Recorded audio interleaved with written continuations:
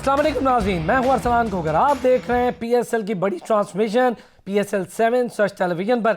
और मेरा गला चूँकि वायरल की वजह से ख़राब है, डरना नहीं है। काशिफ शबीर मेरे साथ मौजूद हैं स्टूडियोज़ में।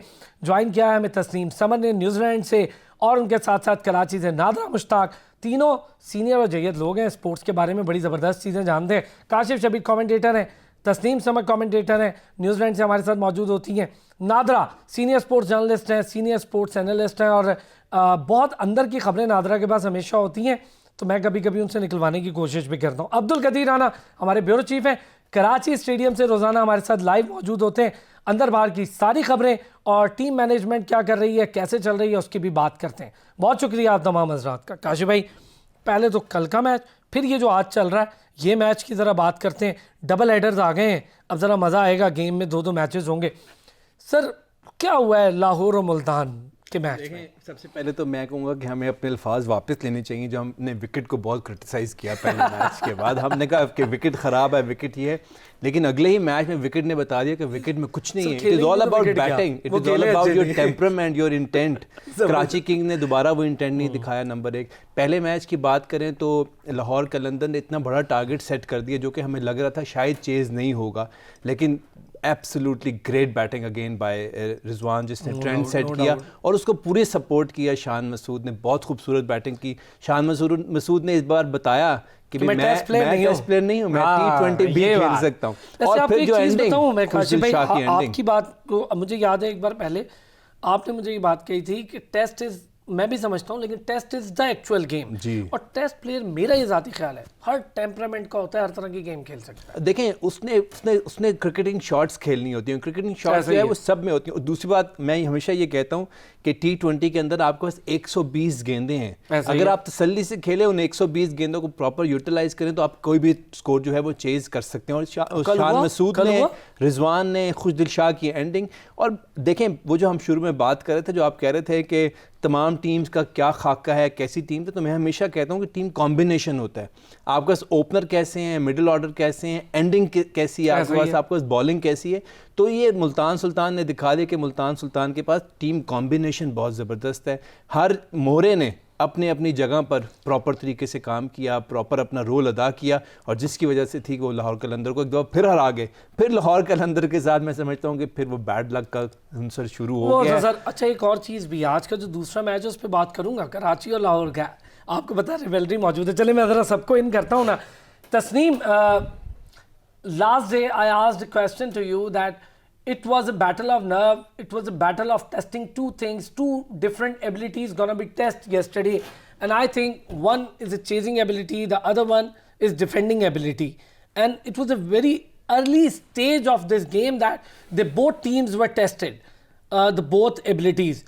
How do you see these things and how do you define that? I said if Rizwan will put a score of 70 or 60 along with some partner, so that will help the team to chase 200 anyway.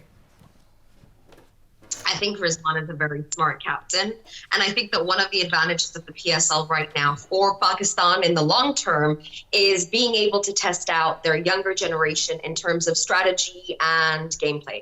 So Kashif bhai ne abhi jo baat ki hai about T20 cricket and the similarities with Test cricket, I completely agree. We've got Ben Stokes as an example for us, that a player who is truly great is capable of going at all modes. Now, I think the thing that stands out for Rizwan is his temperament, and he has the ability to switch temperament, not just for the format, but also for the match circumstances in any given moment. That's what he's so exceptional at. So I think that that is the thing that probably sets him apart from some of the other captains that we're going to see more of throughout this tournament, but also as a batsman. So obviously he has the ability to set the tone up top with his batting. आप ही कल यही बात कर रहे थे कि if he creates a base for the rest of his batsmen, it's a lot easier for them to then take the match over the line, and it's what we saw. And one thing that I want to talk about is with Karachi, we've got that compare and contrast between a team anchor such as Rizwan, who then is followed by other supporting players. Especially Shan Masood. Especially Shan Masood, I must give him credit because he did an excellent job. Yeah, and it's really wonderful to see that pressure being taken and transformed into action. So it's really great. But with Karachi, that contrast is there, that they are so over-reliant on the performance of certain players in their batting lineup. That is not the same way that Multan are playing. And I think that key difference, temperament, captaincy, and then also the squad makeup that Kashif was just referring to, on the day, who is your combination and what are they going to do for you? That's the difference that we saw for me. Kashif भाई तो गुरु है ना, फिर काशिफ भाई ने तो खुद cricket खेली है ना, तो फिर वो अंदर से समझते हैं ना चीज़ें। नादरा, कैसा रहा कल का मैच, कैसे एनालाइज करती हैं, और ज़रा क्रिटिकल पॉइंट ऑफ व्यू से भी बताएं कि कहाँ पर गलती रह गई। हारिस रऊफ को मार पड़ गई आखिरी ओवर में, जबकि उससे पहला ओवर शाहीन आफरीदी ने जो किया, मेरा ख्याल है वर्ल्ड क्लास ओवर था। जी बिल्कुल, लेकिन जिस तरह से हारिस रऊफ की आप बात कर रहे हैं, तो हारिस रऊफ डेथ ओवर में बहुत अच्छी बॉलिंग करवाते हैं और इसी वजह से उनको यूटिलाइज किया था इन्होंने। और शाहीन शाह आफरीदी देखिए पहली मर्तबा कैप्टनसी कर रहे हैं और कैप्टनसी का प्रेशर तो बेशक बहुत ज्यादा होता है, तो उनके ऊपर प्रेशर तो बहुत था। शुरू में वो सही तौर पे प्लेसिंग नहीं कर पा रहे थे, डिसीजन नहीं ले पा रहे थे जो कि राइट डिसीजन उनको लेने चाहिए थे। मेरे ख्याल से बाय द टाइम उनके अंदर जो है वो कॉन्फिडेंस और कैप्टनसी वो कर लेंगे, और उनको टिप्स देने वाले भी काफी हैं उनके इर्द गिर्द। जैसे हम समझते हैं कि शाहिद आफरीदी खुद भी कैप्टन रहे हैं, तो डेफिनेटली जो सबने देखा है कि वो किस तरह से कप्तानी कर रहे थे, तो उस कप्तानी को जो है इम्प्रूव करेंगे। उसके बावजूद उन्होंने बहुत अच्छा सेट किया था। नादरा, बीच में आप कह गई कि शाहिद आफरीदी खुद भी कैप्टन थे, तो टिप्स शाहिद आफरीदी देंगे। बिल्कुल, अब तो वो उनके दामाद हैं तो क्यों नहीं हेल्प करेंगे। अच्छा नादरा, और भी दो तीन चीज़ें हैं, इस पर आज बहुत इंपॉर्टेंटली डिस्कशन होगी। नसीम शाह के इस ओवर पे इस परफॉर्मेंस पे बात करूंगा। पहले 5 ओवर ले लिए नसीम शाह ने इस टूर्नामेंट के, और मैं इस पे इसलिए बात करूंगा क्योंकि इससे एग्जैक्ट पहले मैच में नसीम शाह हाथ जोड़ता रहा सरफराज के फील्ड प्लेसिंग के लिए। सरफराज माना नहीं था, काश सरफराज वो चीज़ मान जाता तो शायद मैच का रिजल्ट थोड़ा सा डिफरेंट होता। बॉलर पे कॉन्फिडेंस रखना चाहिए। मैं ज़रा अब्दुल कदीर राना को भी बिल्कुल, मैं आप जी आप बोले एग्री करती हूँ। मैं आपकी बात से एग्री करती हूँ कि कैप्टन को फ्री हैंड देना चाहिए। देखिए जो बॉलिंग करवा रहा है उसको पता है कि मैं किस उस पे बॉल डालूंगा, लेग पे डालूंगा या उस पे डालूंगा, ऑफ पे डालूंगा, उसको सब पता होता है और उसको पता है मेरी लाइन एंड लेंथ क्या होगी। अगर आप उसको मुस्तकिल बताते रहेंगे या उसको प्रेशराइज करेंगे तो उसकी जो लाइन एंड लेंथ है वो बिगड़ सकती है। इसी वजह से आपने देखा होगा कि एक जगह पे थोड़ा सा नसीम शाह ने नाराजगी का भी इजहार किया था थोड़ा सा, और उसके बाद आपने लास्ट सीजन में देखा कि सरफराज बहुत एग्रेसिव नजर आ रहे थे और मुस्तकिल वो जो है वो गुस्सा करते हुए नजर आ रहे थे। शिनवारी बेचारा फंसा रहा है लास्ट सीजन में। नादरा, शिनवारी पे बुरा टाइम था जी। अच्छा चलिए, शिनवारी पे बड़े टाइम था। अब्दुल कदीर राना साहब, सर क्या कर रहे हैं आप? कराची बैठे हैं, कुछ करवाएं जी कराची को जीत के लिए। आज बड़ा इंपॉर्टेंट मैच है, आज तो रिवलरी मैच है जी, लाहौर कलंदर और कराची किंग्स का। सारा पाकिस्तान जो है वो इस मैच का बड़े बेताबी से इंतज़ार कर रहा होता है। नहीं, बिल्कुल ठीक कहा आपने। कराची किंग्स को कुछ करने की वाकई में ज़रूरत है, उनको जो भी है, क्योंकि कराची किंग्स के जब भी मैच होता है तो बड़ी कराची वालों को बड़ी उसकी मतलब वो खुशी होती है, बड़ा इंतज़ार होता है कि यह आज जो है अच्छा परफॉर्म करेगी। लेकिन दोनों मैचेस में जो है वो कल भी शिकस्त आ गए, उससे पहले जो इफ्ताही मैच था वो भी हार गए, तो बड़ी मायूसी, इंतहाई मायूसी देखी कल हमने इनके सपोर्टर्स के, कराची किंग्स के जो सपोर्टर्स हैं सारे। तो कराची किंग्स को कुछ वाकई आज के मैच में लाहौर कलंदर्स को करने की ज़रूरत है। और लाहौर कलंदर्स और लेकिन मुझे ये समझ में नहीं आ रहा इस मैच में जो टॉस टीम जीतती है वही मैच जीत रही है। ये क्या है? ये कोई नफसियाती मसला है या क्या है? ये समझ से बालातर है। आखिर ऐसा क्यों नहीं हो अभी तक मैच का फैसला हुआ कि किसी ने टॉस जीत कर मैच हारा हो? ऐसा अभी तक नहीं हुआ, और वो सब बॉलिंग ले रहे हैं और बैटिंग बाद में करते हैं, फिर वो उसको चेस भी कर लेते हैं ईजीली। एक तो ये ट्रेंड जो है ना बड़ा अजीब सा सेट हो गया है ये। अच्छा, मैं तो ये चाह रहा हूँ कि मतलब वो टीमें भी हारे ना जो टॉस जीतती हैं। अगर कराची किंग्स का बैड लक है, उसने कोई अभी तक टॉस नहीं जीता, इसलिए दोनों मैच वो हार गई। अगर आज भी अगर ऐसा होता है, लाहौर अगर टॉस जीतता है तो फिर शायद नफसियाती तौर पे वैसे भी वो खिलाड़ी यार ये अच्छा वैसे अब्दुल कदीर राना साहब बड़ी जेन्युइन बात की है आपने ये अब T20 गेम जो है, टॉस आपको वर्ल्ड कप याद है अब्दुल कदीर राना साहब, वर्ल्ड कप में भी यही होता रहा है कि T20 के मसले यही है। ये काश भाई क्या है, कब निकलेंगे? देखें ये पूरे T20 का एक खासा बन गया कि आप टॉस जीते हैं, पहले दूसरे को खिलाएं, फिर उसको चेज़ करें और एक टारगेट सेट कर लें। चूँकि देखें विकेट का प्रॉब्लम ये है कि जो T20 की विकेट बन रही है वो प्योर बैटिंग ट्रैक बनता है, उसमें ये नहीं होता कि पहली बैटिंग को फ़ायदा होगा या दूसरी बैटिंग को फ़ायदा होगा, जो फ़ायदा उठा ले उसके लिए। जी, और दूसरी बात ये है कि स्कोर आपके सामने होता है, आप उसको पूरा कैलकुलेट करके पूरा प्लान कर लेते हैं। और चूँकि T20 शाम के वक्त हो रहे हैं, शाम के वक्त थोड़ा ड्यू फैक्टर, ना हम कह रहे हैं ड्यू फैक्टर नहीं, लेकिन कुछ ना कुछ ड्यू फैक्टर है। और तीसरी इंपॉर्टेंट बात यह है कि T20 मैंने ये देखा है कि जो स्पिनर्स, जितने भी स्पिनर्स हैं, उन्होंने अपने ट्रेंड ही बॉलिंग का चेंज कर दिया। स्पिनर की वैरायटी ये है कि वो फ्लाइट देता है, लूप देता है, लूप से रिसीव करता है। लेकिन आप देखें, चाहे आप इमरान ताहिर को देख लें, सिवाय उस्मान कादिर के, सारे बॉलर जो हैं वो तेज़ गेंद कराने की कोशिश करते हैं। उस्मान क्लासिक बॉलिंग करते हैं। देखें इसी वजह से उस्मान विकेट खरीद रहा है, ले रहा है, विकेट्स ले रहा है, तो इसलिए ये सब बॉलिंग स्कोर पड़ा, फिर 3 ओवर्स उसने कंटेन किए, विकेट्स लिए, बड़ा शानदार। और अगर आपने बाद में बैटिंग करने वाले ने अगर विकेटें बचा ली शुरू के 3-4 ओवर्स में और विकेटें ज़ाया नहीं की, तो फिर चेज़ करना बहुत आसान हो जाता है। चेज़ हर टोटल जो है वो तकरीबन चेज़ हो रहा है। अब तो ये कि आप 250 के करीब स्कोर करें पहली इनिंग में, शायद फिर आप दूसरी टीम को इतना टफ टाइम दे सकते हैं कि वो रुक जाए। मजे की बात है, ऐसा हो तो मुझे लगता है कि दूसरी टीम भी लड़ने पर जाएगी। जी हाँ, बिल्कुल। और देखें ना, मैं बड़े गौर से क्रिकेट देख रहा हूँ कि ना बॉल स्विंग हो रही है, ना कुछ चीज़ है, सिर्फ ख़त्म हो गई है, सिर्फ एक वेरिएशन है कि आप स्लो बॉल कैसी देखते हैं। और स्लो बॉल भी मुख्तलिफ किस्म की हो गई है, नकल बॉल हो गई है, बिहाइंड द आर्म हो गई है। कुछ क्वालिटी ऑफ बॉल का भी इशू है। मैं आपको बताऊं, पहले बॉल्स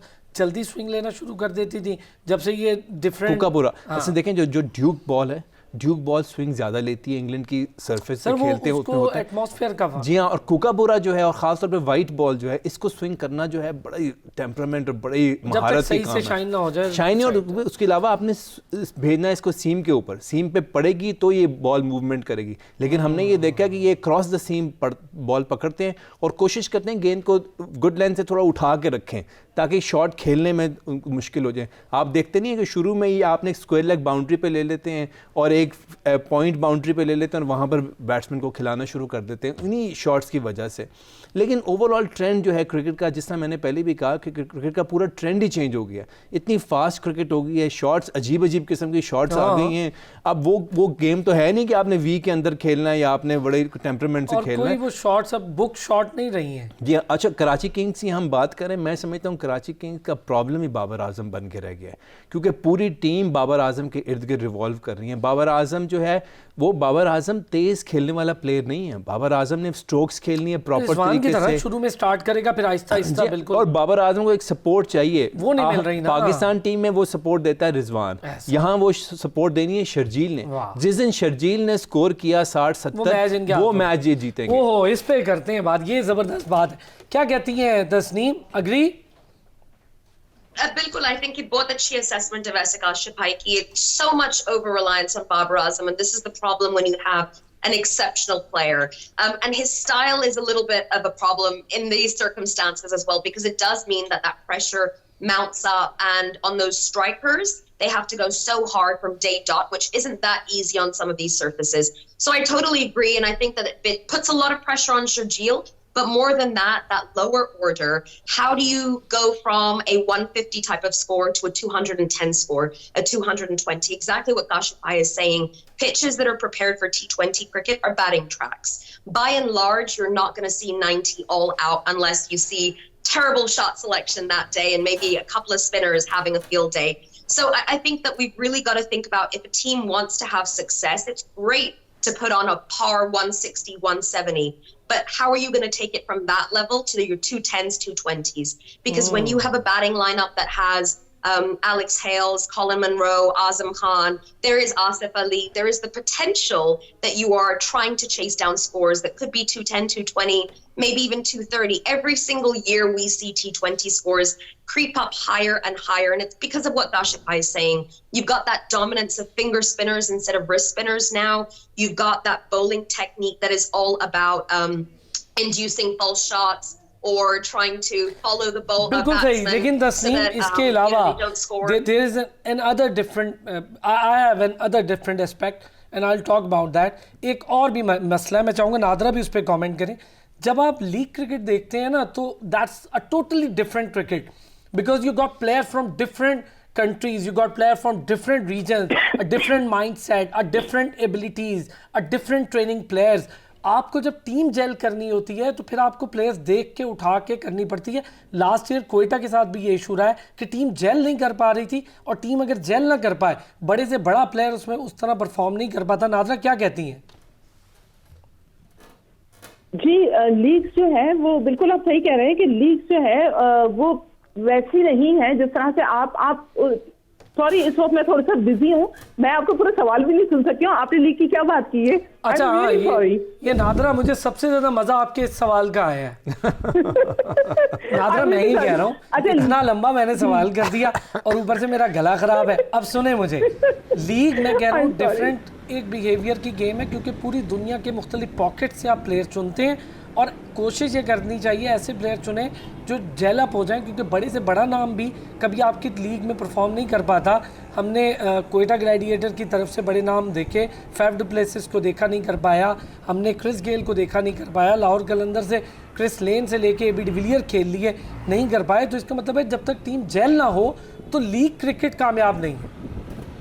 बिल्कुल, लेकिन जेल होने के लिए उनको टाइम ड्यूरेशन जो है वो थोड़ा सा बढ़ाना पड़ेगा। जिस तरह से टीमें आ रही होती हैं और फॉरन ही मैचेस शुरू आते हैं, 2 दिन पहले आई, 4 दिन पहले आई, आपने प्रैक्टिस किया, और प्रैक्टिस 1 दिन 2 दिन प्रैक्टिस के बाद, क्योंकि आपकी म्यूचुअल हार्मनी भी नहीं बनती है इस तरह से ना, आप अंडरस्टैंड नहीं कर पाते हैं, आप विकेट से आशना नहीं होते हैं, और बहुत से प्लेयर्स ऐसे हैं जिन्होंने कभी खेला ही नहीं होता है। अब यहाँ पर मैं ये बात इसलिए लाना चाहूंगी, जैसे कराची किंग्स ने साहिबजादा फरहान को बाहर डगआउट में बिठाया हुआ है, जो कि डोमेस्टिक में अवार्ड याफ्ता है, डोमेस्टिक में खेला हुआ है, वो आपने उसको बाहर बिठाया हुआ है जो कि परफॉर्म कर सकता है। और आप इंटरनेशनल प्लेयर को, जो एक गोरा प्लेयर है, उसको फॉरेन प्लेयर को आप बिल्कुल खिलाइए, लेकिन वो हमारी उन विकेटों से इतना ज्यादा अवेयर नहीं है।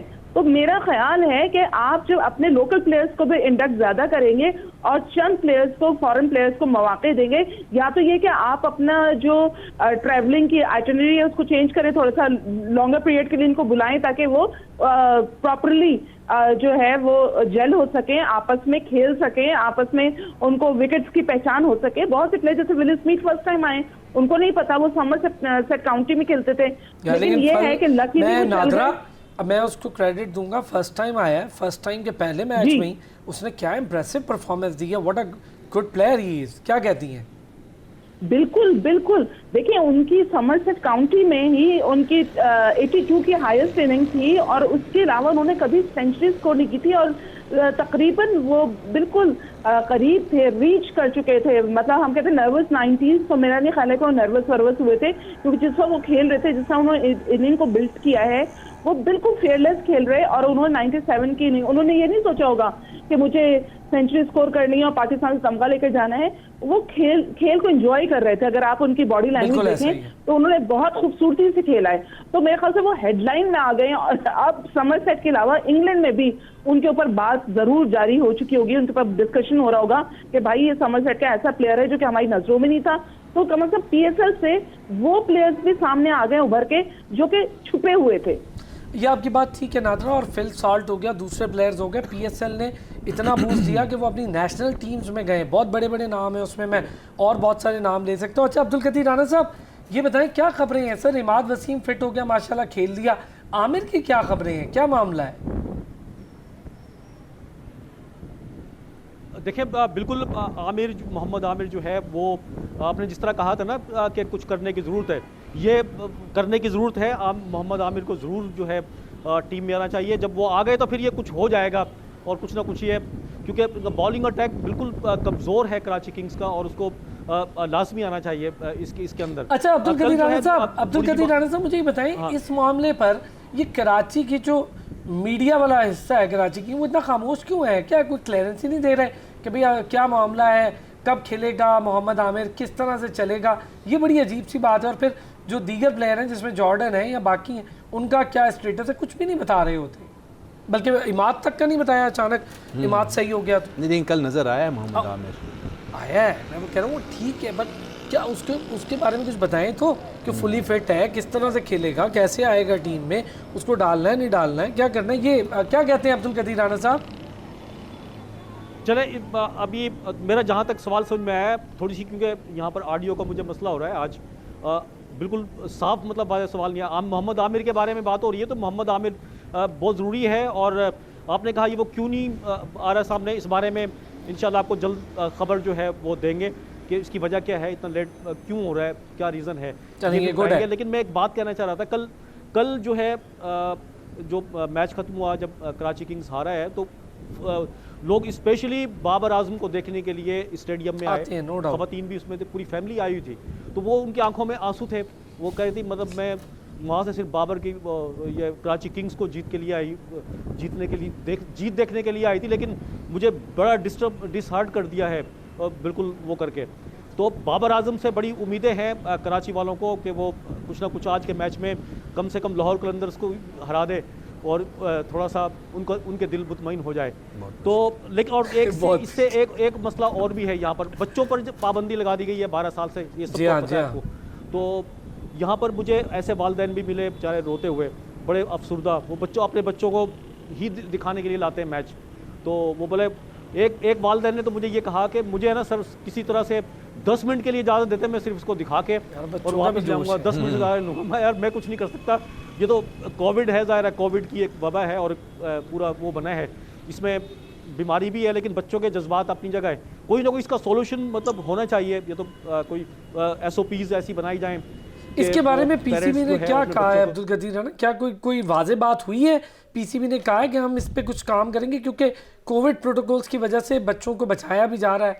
अच्छा चलें एक ब्रेक लेता हूँ, ब्रेक से वापस आता हूँ तो इस पर भी बात करके देखते हैं। और इसके साथ साथ सरफराज अहमद, उसकी टीम पहले मैच का मज़ा चख चुकी जीत का, अब आगे कैसे बढ़ना है इस पर भी बात करते हैं। आज के होने वाले जो 2 इंपॉर्टेंट मैचेस हैं, जो एक चल रहा है और एक होने वाला है, उस पर भी बात करते हैं ब्रेक के बाद।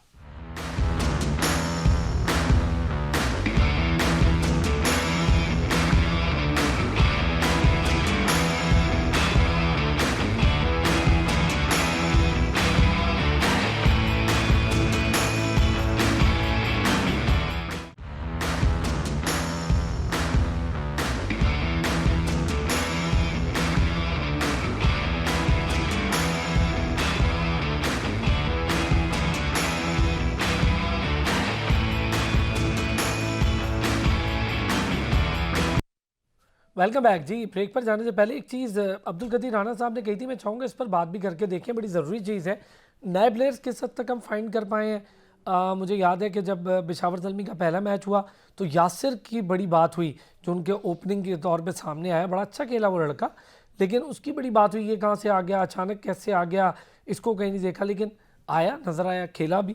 नए प्लेयर्स किस हद तक हमारे लिए फ़ायदेमंद साबित हो रहे हैं और कितनी लॉट हम तैयार कर पा रहे हैं PSL के थ्रू, कितने चेहरों को मौका मिल रहा है हर PSL सीज़न में, इस पर भी थोड़ी सी बात करके देखते हैं। काशिफ जबीर साहब जी देखें, PSL का असल मकसद ही ये था कि पाकिस्तान में टैलेंट को निकालना, और मैं समझता हूँ कि PSL ने वो भरपूर काम किया है। अभी ये 4-5 मैचेस हुए और देखें एक प्लेयर सामने आ गया, एहसन अली ओपनर, और ऐसी स्लॉट पे आया कि जहाँ पाकिस्तान को अशद ज़रूरत है। उसके अलावा अब्दुल्ला शफीक को मौका दे रही है टीम, और वो अब्दुल्ला शफीक रिवॉल्व कर रहा है। फ़खर जमान के साथ अच्छी पार्टनरशिप बनाई है अब्दुल्ला शफीक ने। तो मैं समझता हूँ PSL अपना रोल ज़बरदस्त अदा कर रहा है और अदा करता रहेगा। और जहाँ तक बॉलर्स की बात है तो आप देखें मोहम्मद वसीम जूनियर PSL की प्रोडक्ट, हारिस रऊफ PSL की प्रोडक्ट, ये सारे ऐसे प्लेयर्स हैं, और धानी PSL की प्रोडक्ट। तो इसका मतलब PSL वो निकाल रहा है। अब इनको आगे ट्रांसलेट कैसे करना है टीम के अंदर, वो बड़ा इंपॉर्टेंट रोल है पाकिस्तान को। जैसे मैंने लास्ट प्रोग्राम में भी कहा था कि हफीज़ और शुएब मलिक के जाने के बाद पाकिस्तान को मिडिल ऑर्डर में स्ट्रेंथ चाहिए,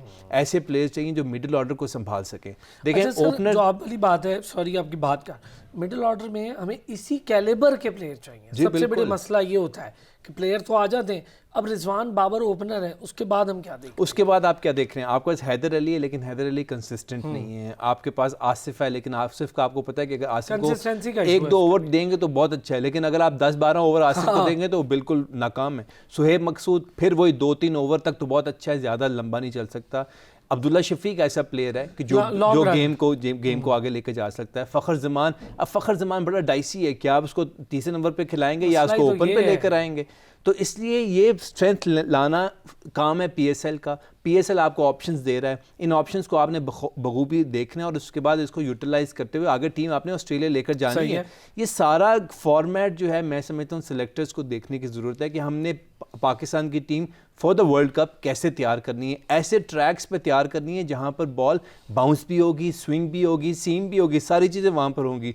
कराची की विकेट वहाँ पर नहीं मिलेगी, वहाँ पर तो ग्रीन ट्रैक भी आपको किसी मैच में खेलने पड़ेंगे और वहाँ पर ये ट्रेंड नहीं होगा कि जो जिसने टॉस जीता वो कहेगा जी मैं पहले जो है दूसरे को खिला दूं या खुद पहले खेल। वहाँ विकेट के हिसाब से अब गेम होगी। एशिया में ज्यादा काम जी बिल्कुल, और हो सकता है कि वहाँ पर ये 200-190 वाला स्कोर भी ना हो। वहाँ पर आपको गेम को संभाल के लेकर चलना पड़ेगा।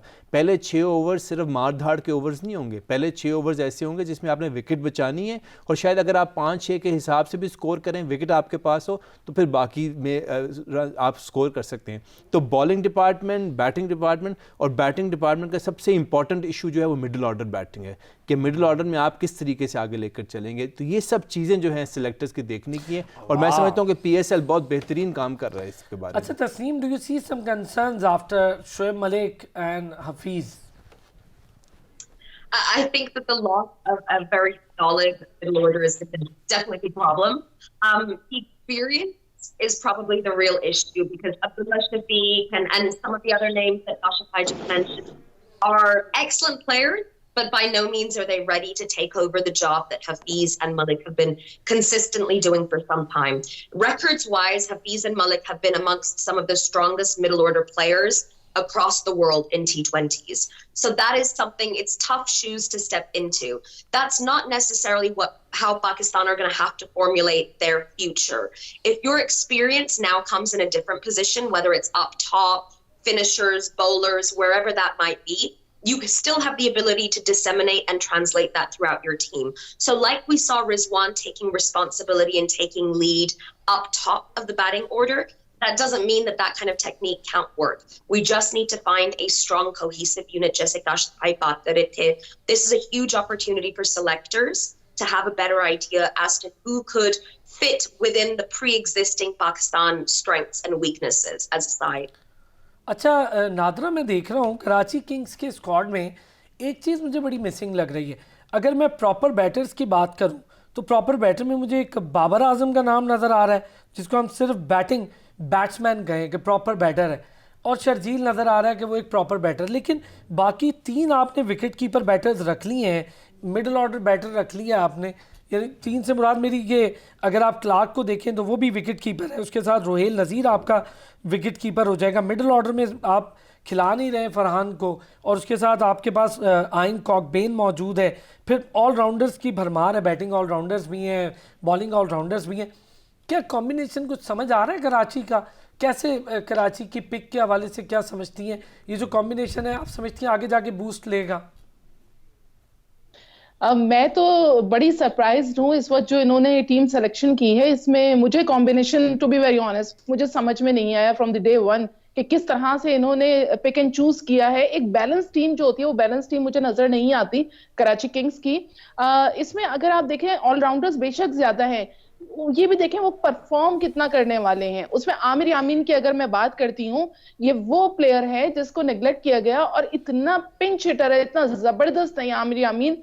और आप इनके डोमेस्टिक में भी देखें इनकी क्या परफॉर्मेंस रही है। उसके अलावा 2015 की तरफ अगर हम जाते हैं तो उस वक्त बाबर आजम की जगह, जब बाबर आजम किसी वजह से नहीं खेले थे, इन्होंने अच्छा नादरा, माजरत के साथ नादरा, मैं चाहूंगा आप अपनी बात भी कंप्लीट कीजिएगा। एक छोटा सा ब्रेक लेना, मैं ब्रेक से वापस आता हूं तो नादरा अपनी बात कंप्लीट करेंगी।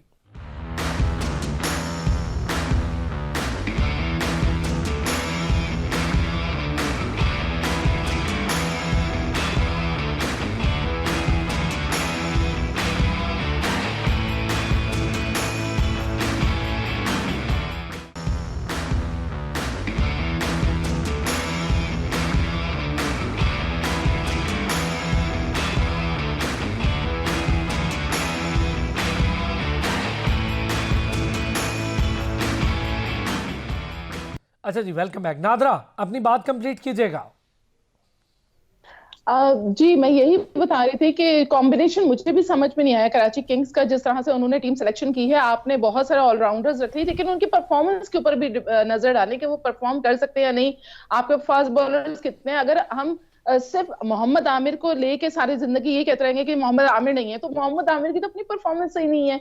और मोहम्मद आमिर क्यों नहीं खेल रहे? किसी ने कभी ये सोचा क्या वो वाकई साइड स्ट्रेन इंजरी का शिकार है या कोई और बात है?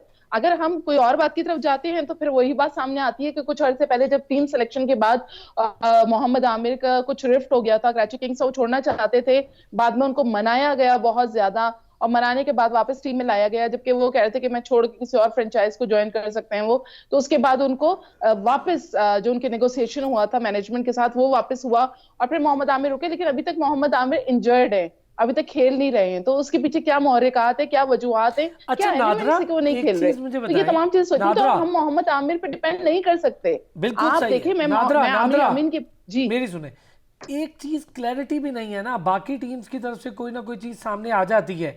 अब आप सारी टीम्स को देख लें, जब कामरान वापस आ रहा था, वहाब रियाज वापस आ रहे थे, उन्हें सेशन ज्वाइन किए थे, हम सबको पता था, आपको पता था, मुझे पता था, हर किसी को रातों रात पता था, हमें बताया गया था कि भाई यार इनकी तरफ से कुछ बताते ही नहीं है। देखिए, ये इनका मीडिया डिपार्टमेंट जो पहले सिकंदर बख्श साहब को रखा था, जो कि कमेंटेटर हैं, उनको रखा हुआ था, वो मीडिया मैनेजमेंट सही तौर पे नहीं कर पा रहे थे। फिर फैसल मिर्जा साहब को रखा, कोई एक खबर वो नहीं देते हैं, कुछ भी पूछ लें तो वो हाँ हूं करते हैं। यहाँ तक कि अगर आप किसी को इंटरव्यू करना चाहते हैं, सिवाय चंद एक चैनल्स के जो कि उनके फेवरेट हैं, उनके अलावा वो किसी को प्लेयर भी नहीं देते। तो ये मुझे समझ में नहीं आ रहा कि ये कर क्या रहे हैं। आप एटलीस्ट मीडिया को बताएं, क्लियर बताएं कि क्या हो रहा है क्या नहीं हो रहा। फिर मीडिया जब अपनी तरफ से कोई बात करता है तो उसके ऊपर अंगुश नुमाई होती है कि जी आप लोग जो है वो नेगेटिव खबरें देते हैं, जिसकी वजह से हमारे प्लेयर्स जो है वो बहुत डिस्टर्ब हो जाते हैं, मेंटली उनका मोरल बूस्ट नहीं होता, वो डल हो जाते हैं। ये बात सुने नादरा, तो ये आप सारे हजरातियां बैठे हैं, जो काम कर रहे हैं वो हमारा काम है खबर पे बात करना, ओवरऑल स्ट्रक्चर पे बात करना, अच्छे बुरे पे बात करना, फैंस के जज्बात की बात करना। फैंस जज्बात को हम कैसे भूल सकते हैं नादरा? फैंस चाहते हैं कराची जीते, हम चाहते हैं। मेरी बड़ी ख्वाहिश है, मैं बाबर आजम से मेरी एफिलिएशन आप सब लोग जानते हैं, मतलब मैं उसका अगर डाई हार्ड फैन हूँ तो मैं उसका बहुत बड़ा फैन हूँ। मैं कहता हूँ, मैं तो इसको बड़ा खुल के कहता हूँ, because I love him, what a great player he is. After a long time हमें टीम में स्टारडम दिया। मैं यहाँ पर थोड़ा सा आपकी इस बात को थोड़ा सा डिसएग्री कर रही हूँ कि बहुत अच्छे प्लेयर जरूर हैं, लेकिन इस वक्त थोड़े से एक्सपोज भी हो रहे हैं। नादरा, मैं ये देख रही हूँ कि जब आपके पास सपोर्ट ना हो ना, आपके पास कॉम्बिनेशन सपोर्ट ना हो। अब रिजवान है, मेरी देखिए आप बात, Shan Masood is not expert T20 player, but he has been efforting, he has been doing good job. तो हम ये कह सकते हैं कि रिजवान जो है वो चला रहे होते हैं, तो या बाबर चला साथ अपने, लेकिन कोई साथ रिजवान सपोर्ट कर रहे हैं, आप सीनियर है, मैं मानता हूं नहीं कहने का आपकी बात। अच्छा तस्नीम, इस बात पे आप भी कमेंट करें, काशिफ शबीर भी करें। जी तस्नीम। मैं कमेंट करने से पहले I'd just like to pick up on something that was just said about Rohil Nazir. तो रोहिल नजीर की बात बहुत जरूरी है, I think, because we're not talking about Pakistani wicketkeepers enough. Now we found Mohammad Rizwan. He is an exceptional player. He's really a treat to watch, and I think that he will have a very long and successful career. However, injuries happen, anything happens. You always need at least 2 or 3 playing 11s ready at any given time. Pakistan now needs to think, the national selectors at least need to think about our second string wicketkeeper, our third string wicketkeeper. We're not looking to recycle players from the past, but build new talents so that one day when Rizwan is ready, he has somebody ready to take over and be successful, just like we saw with Rizwan. So I think for me, what I really want to see from the PSL is a player as important for Pakistan's future, like Rohil Nazir, getting to play for a franchise, being a first 11 pick for a franchise, being developed, being taken under their wing and made ready for Pakistan duty. So for me, that's really important. As much as I love the Babar Rizwan debate, and I know it can get very juicy indeed, but I think that that is something that we really need to focus on with the PSL. We've developed Pakistan's T20 capacities. Now we need to continually think about that next generation. So when we've got a player as important to the Pakistani side as Rizwan, we need to think about their successor now, today. That has to be one of our major aims. जबरदस्त जबरदस्त जबरदस्त, like this sir. देखें, मैं ये कहना चाहता हूँ Karachi Kings के बारे में कि कराची किंग्स में भी स्लाइटली हैंडीकैप्ड है, क्योंकि आपने बाबर आजम को जो टीम दी है वो टीम उस क्वालिटी की नहीं है सर, ये जिसको कह आप रहा हूं ना, खिला कॉम्बिनेशन आपको सकें। चाहिए बिल्कुल, होता है। कॉम्बिनेशन आपको चाहिए। आप एक प्लेयर पे कितना बोझ डाल सकते हैं, वन मैन शो कहीं पर भी कामयाब नहीं होता। आप बड़े से बड़े टीम में नहीं हो रहा, सारे स्कोर कर हाँ, रहे हैं। ये हो सकता है कि 10 में से एक मैच में आपको एक बंदा एक मैच जिता दे, लेकिन 10 के 10 मैचेस एक बंदा सिंगल हैंडेडली नहीं जिता सकता। अब आप आ जाए रिजवान के ऊपर, क्योंकि हम कंपेयर कर रहे हैं रिजवान वर्सेस बाबर आजम। अगर रिजवान के साथ भी ये टीम कॉम्बिनेशन नहीं होगा साथ, तो रिजवान भी स्ट्रगल करेगा। लेकिन चूंकि इसके साथ टीम कॉम्बिनेशन है, उसका ओपनर जो है वो उसको सपोर्ट दे रहा है, इसलिए वो कामयाब हो रहा है। पाकिस्तान टीम के अंदर जहां रिजवान पीछे हटता है वहां बाबर आजम सपोर्ट करता है, जहां बाबर आजम पीछे हटता है वहां रिजवान आगे आ जाता है। इसी तरीके से मैंने जिस तरह शुरू में आपसे कहा कि बाबर आजम की सक्सेस यहाँ पर डिपेंडेंट है ऑन शर्जील, कि शर्जील किस तरीके से स्कोर को आगे लेकर चलता है, शर्जील किस तरीके से स्कोर बोर्ड को रिवॉल्व करता है, और उसके बाद आगे टीम कॉम्बिनेशन बनेगी। पाकिस्तान को यहाँ डिपेंड करना पड़ेगा अपने टैलेंट के ऊपर। साहबजादा को लेकर आएँ, यामीन को लेकर आएँ, ये ऐसे प्लेयर्स हैं जो आपको मौके पर काम भी करेंगे। आपने बात की मोहम्मद आमिर की। मोहम्मद आमिर मेरा ख्याल है अब वो चला हुआ कारतूस है। He's a gone chapter. No, he's not a gone chapter till now. मगर उसके बावजूद you cannot totally rely on Mohammad Aamir. You have to have a player who can complement Mohammad Aamir.